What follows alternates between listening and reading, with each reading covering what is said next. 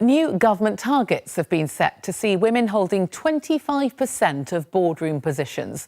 The latest government update suggests we are at 19%, so there is still some way to go.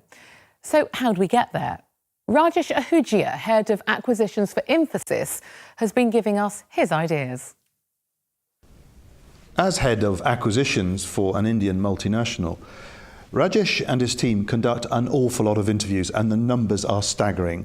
They conduct 150,000 interviews a year from 2 million applications, and they hire 20,000 people a year.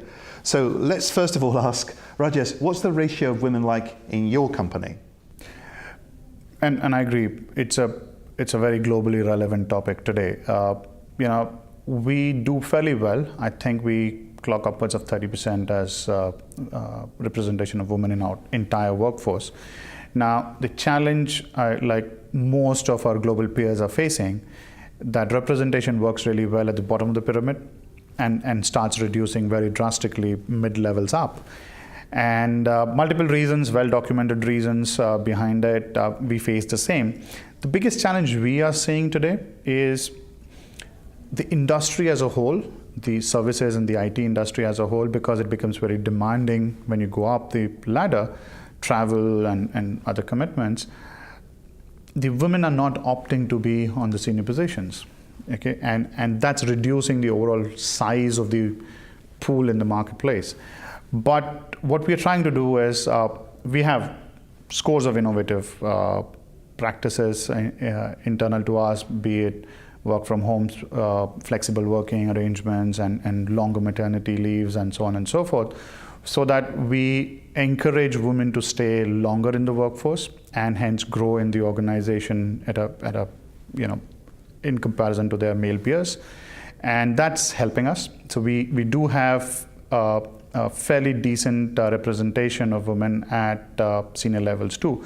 In fact, I think, if I'm not wrong, we have 2 board members on our board of 11 people or 12 people right now, and I'm sure the board would be looking to strengthen it further. But you're saying that generally it's not a matter of them being held back, it's a matter of their own choice. Absolutely. And you're trying to make it as easy as possible for them to do that. Yeah.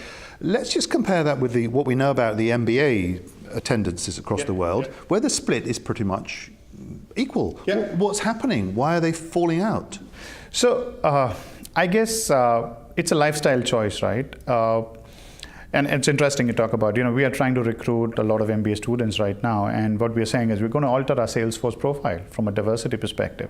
We're suddenly going to go up to 20% plus diversity on our Salesforce, which traditionally has fared a single-digit diversity for a long time. And that's a great positive for us.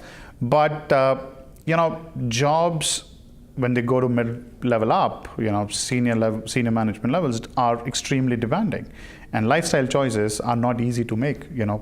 All of us have made compromises to either things at home or things in our own careers. And I think, unfortunately, women do tend to make the choice in favor of the family.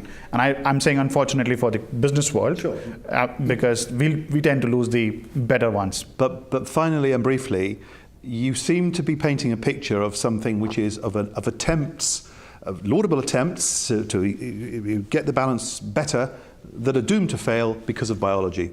Not really. I think as the awareness is going up, as the technology is helping people to work better, I think people don't need to travel that much, right? You can do video conferences, you can do phone calls, etc., etc. That would all help women to stay longer in the workforce. And helpfully, if they stay longer, they will grow to the senior positions. Let us hope so. Thank you very much, Rajesh, for speaking to us. Thank you. Thanks a lot.